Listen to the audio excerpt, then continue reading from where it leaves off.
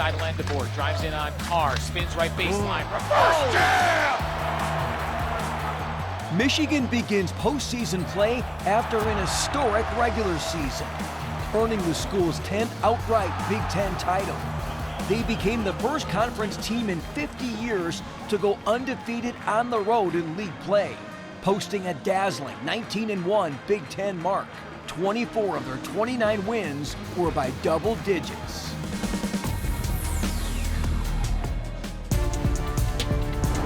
Inside Michigan Basketball is presented by Meijer.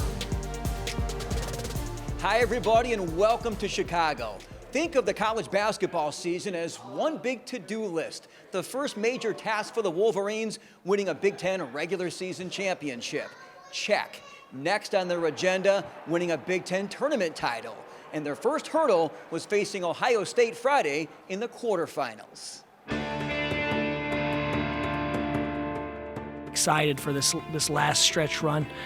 Overall happy with our health. Obviously LJ being the one asterisk, but we're in a good place mentally, physically, and so we've got to fix a few things on both sides of the ball and be ready for whatever's next. That's what college basketball has shown us with conference realignment, the geography, everything that goes with it. Whenever you have a championship you're competing for, the people follow, that brings interest. So we're excited to go to Chicago and see what we can do and then hopefully be back in Chicago in a few weeks. Guys, this is another opportunity to compete for a championship, a Big Ten tournament championship. 5 of the top 10 games in college basketball, the highest rated games in college basketball, 5 of the 10 involve the Michigan freaking Wolverines. Because people watch you play. People are watching this game. You guys have made every game, a big deal. There's a responsibility to play hard and compete. When you've done that, and guys, we're getting our edge back this week. The Wolverines swept the season series by a combined 33 points. Chicago native Rez Johnson Jr. started this one on fire. He powered in 6 points before the 4-minute media timeout, finishing with 11 points and 7 rebounds. During the next 4-minute chunk, it was Trey McKinney providing the spark. Left side, McKinney, a rebuttal for a three-pointer left wing. Says take that 6-0 run. Trey McKinney, the freshman, with a big-time shot. Michigan up by 7, 11 and a half to play first half. McKinney leans in on Thornton, banks and scores. Wanted a foul, didn't get it. A quick 8-point outburst, the freshman dropped in a dozen in his Big Ten tournament debut. Elliot Cadeau had 3 thefts in the first half, this one leading to a crowd pleaser at the other end.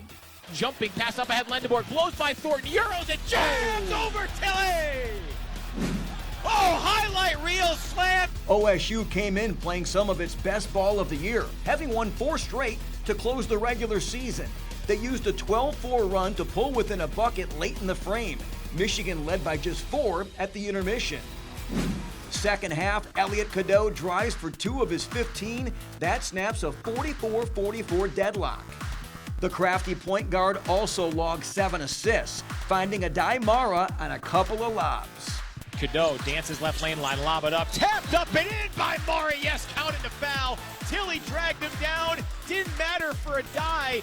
Mara etched 13 of his 17 in the second half and also grabbed 7 boards. But these Buckeyes were in it for the full 40. Devin Royal drains a 3 to put them on top, 61-60 with 5:40 to go. But the Maize and Blues stayed composed down the stretch, clamping down at both ends and escaping with the dub, 71-67. Still to come, the semifinal story. We'll chat with head coach Dusty May and meet a West Michigan native playing a key role off the bench for the women. Inside Michigan Basketball is brought to you by Meijer, proud supporter of hundreds of local sports teams across the Midwest, and by Michigan Medicine. There's a difference between an answer and a Michigan answer. Guys, we must win the margins. This semifinal game, chance to play for a championship tomorrow. We must win in the margins. And guys, some teams are conditioned to win. Whatever it takes tonight, we have no idea yet. We'll know in a little bit, but we are conditioned to win and find a way every single night. Let's go get it now. The Wolverines trying to avenge their only Big Ten loss of the season. Both teams started slow offensively. Michigan trying to find some rhythm. Roddy Gale Jr. drives and scores. Wisconsin shoots more than half of its shots from deep, and they kept firing away. John Blackwell from way downtown, they go on top by 8. Michigan still struggling to score, but found a little something to close the half on a 10-2 run. Trey McKinney buries a topside 3. He finished with 10. And Adai Mara works inside. The basket and the foul. It was 28 all at the bathroom break, Michigan's lowest scoring first half of the season. Second half, Elliot Cadeau, who played only 6 minutes in the first due to foul trouble, was dialed in. He got to the rim. High banker from Cadeau, caught the friendly roll, right lane line.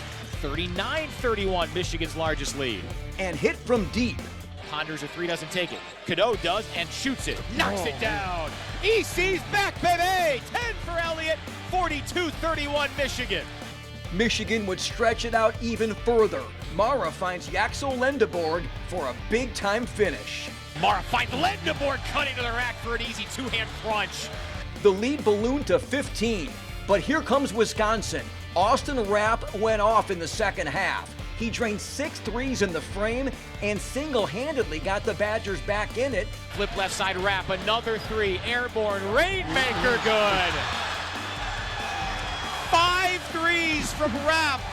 Leading a 17-2 stretch, they hit 16 of 38 from the arc. Follow along now for the closing minutes. Mara in the low post to tie it at 62. He notched 16 points, 8 rebounds, and a whopping 5 blocks. Then Cadeau rattles home a clutch 3 with 45 seconds on the board. 65-62 Michigan. He clocked in with 15.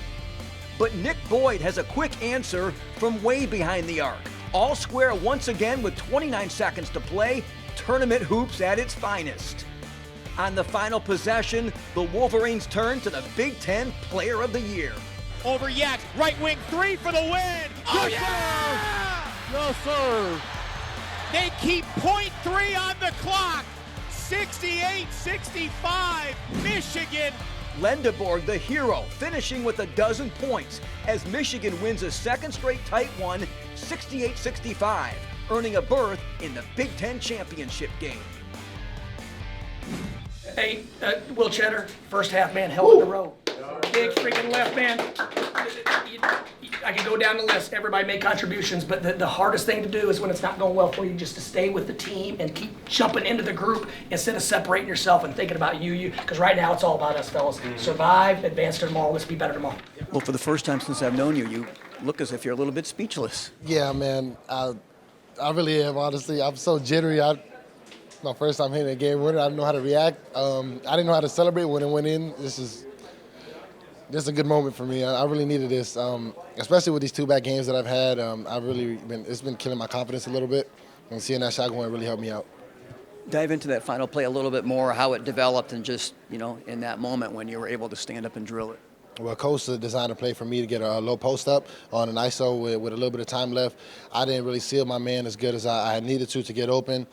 They went out to Elliott. He had a driving angle, and big props to him for keeping his composure and not forcing up a tough 2 and trying to be a hero. And he made the right play for the team, and I delivered. You guys started slow in the first half, your lowest point total in the first half this season.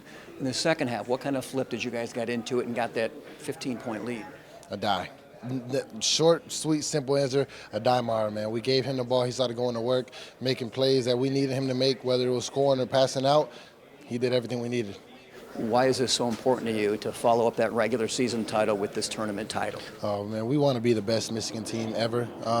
We're doing the best we can to continue to strive and continue to do that. And the support that we get from Michigan fans is amazing. We all love that. I love it especially. It makes me feel amazing. And I want to do the best I can and play as hard for the Michigan alumni and the people who just came over here and spent their time watching us, So hopefully we can continue to win and get another championship for them. We wanted to get our revenge, and they played really good, but we ended up winning for sure. What's the mindset when you only play 6 minutes in the first half because of the foul trouble, then the second half, more than putting your stamp on this game? Yeah, just keeping my head up, staying confident. I wasn't in rhythm coming in, but I knew I had to play good for the team because they needed me in that moment. When they go on that second half 17-2 run, how do you keep it together? Just staying level-headed. We've been in that position a lot where every team goes on runs, and a team like this, as talented as they are shooting the basketball, they were bound to go on a run, and we just stayed level-headed. Tell me about that final play. It was crazy. It was surreal, and Yax was wide open. I had to give him the ball, and he made the shot. But this clearly matters so much to you guys. Just talk about that, being here and being so locked in to try to get this second tournament championship for Michigan. Yeah, we feel like this was a goal that we wrote down in the beginning of the year, and even though we won the regular season, we still want to win this tournament very badly, and just playing a team that we already lost to just gave us more energy for the game. I think our coaches did a really good job of just making sure we made the right adjustments, and we just kept it all about winning until the end. And I think that's the culture that Coach Dusty and the staff have brought here. So I think they did a really good job of just making sure we keep it about the game. I think this team never really gets too high or too low. I mean, we just stay even killed throughout the game, no matter if we're on a run or they're on a run. So I think we just do a really good job of just, flowing during the game and just doing whatever it takes to win. 1, 2, you know what to do! Hail to the victors, hail to the conquering heroes, hail to Michigan, the leaders. Let's go! Woo! Hail to the victors, hail to the conquering heroes, hail to Michigan, the champions of the West. Go! Woo! Welcome back to Inside Michigan Basketball. We're just outside the coach's office at the United Center with Coach May. And Coach, if you could, first of all, first half, weren't hitting threes, and you guys weren't scoring inside. What was the disruption there for your team? Well, credit Wisconsin. Their physicality knocked us off of our spots, and we weren't cutting with force, and we were trying to draw fouls around the rim instead of finish with force and power. And I thought in the second half, we did a better job of opening up gaps with our cutting, and then we were just overall much more aggressive, but we were able to settle into our rotations as well. Defensively, they made some threes in the first half. They made some threes all day long. But how tough are they to play against because they have size, they spread you out, and they're so good at shooting? The toughest part with playing Wisconsin is every time you make a mistake, a scouting report error, they make you pay. And once again tonight, I think we made 4 of one type of error, and they made us pay each time. Credit to our guys, though, late in the game when we did make mistakes, their second efforts, their multiple effort plays, because of the size, length, and athleticism, they were able to get stops and finish with just enough rebounds. But overall, we've got to play better if we're going to continue to play deep into March and even April. Second half, I want to ask you about a couple guys. First, kind of word association, Adai Mara. 16 points, 8 rebounds, 5 blocks. Wow. Yeah, Adai was awesome. The attention he was demanding inside, the force he played with around the rim was impressive. But his rim protection and being able to guard the basketball were the things that really stood out. He blocked a couple 3-pointers, which those are just one possession in the stat sheet. That's just one possession in stat sheet. But mentally, that leaves a mark on their guards that they've been blocked in situations that they've probably never been blocked before. How smoother is this operation when Elliot Cadeau is on the floor? Foul trouble in the first half. Second half, him being just on the court was a huge difference. Yeah, he's our quarterback. He's the hub of what we do. And I thought he came out and really set the tone early in the second half with his ability to get in the paint, finish at the rim, but also get everyone involved. And credit though Trey and Roddy and those guys, Yax even, they manned the backup point guard duties well, and they're continuing to improve.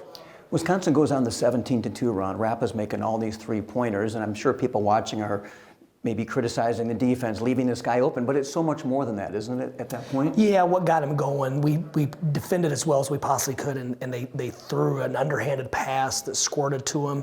He knocks it in, but I thought several of them, we had great contests, but it was more about keeping their guards out of the paint, forcing them into the ball screen so we weren't broken down, because once we were broken down, he was hitting some 26, 27-foot bombs that almost hit the United Center ceiling. The final play, Yaxel making the 3, kind of just take us through that briefly if you could. We actually felt like number one, we didn't think we would give up a 3 on the other end, so we felt like we would have the lead. I wanted to save the timeout in case things got dicey at the end. We had a play drawn up for Yaxel to go at the matchup in the mid post, and we trust him with that. They did a nice job of knocking him off his spot, denying him. I took a peek with 3 or 4 seconds left and felt like a busted floor. The ball's in Elliot Cadeau's hands. Something good's going to happen here, and trusted the guys, and man, thank goodness we did. Playing for a second consecutive Big Ten tournament championship, what does this time between games look like for you? Same as yesterday. You dive into the film, you dive into the study. Fortunately, we've played so many games this time of year. We're more worried about us, our execution, and how we play and work well together. Thanks, Dusty. Appreciate it. Thank you. When we return, a surprise visitor in Chicago for Wolverine freshman Oscar Goodman. Welcome back, everyone. Freshman Oscar Goodman is from the small town of Opunake, New Zealand, more than 8,500 miles from Ann Arbor. Well, Thursday, when the team returned to the hotel, Oscar had a major surprise waiting for him, his father, Matt, and his uncle, Richard. At first, I didn't believe it. I was grabbing Will and in awe, and yeah, it was just an amazing feeling, and yeah, it was really special. When's the last time you saw your dad? 9 months ago, so it's been a while. What does it mean to you that he's here and made that 17.5-hour flight? It means a lot, and it just shows how much we love each other and how much love we have in my family, and yeah, it's just awesome to have him here, and yeah. What was that moment like in the hotel when he laid eyes on you? Yeah, pretty hard, very hard. Yeah, no, special, really special. Why is it so emotional? Just because you haven't seen him in so long, or how proud are you of him as well? Yeah, well, upset him, so it upset me. And yeah, it's so long since I've seen him, and he's doing so well. You know, he's so far away from home. It's like 18 hours of flying to get to see him. So yeah, no, it's home. Are you having fun here in Chicago? Oh, loving it. St. Patrick's Day coming up, so yep. Never been here before. I haven't really traveled that much, so yeah, just seeing the city and different people, and exciting. Such an emotional reunion, and we thank the family for letting us share it with you. Oscar says a lot of people back home follow his Michigan career, and he and the family stay in touch with the family group chat. Up next, a former Michigan Miss Basketball playing a key role for the women.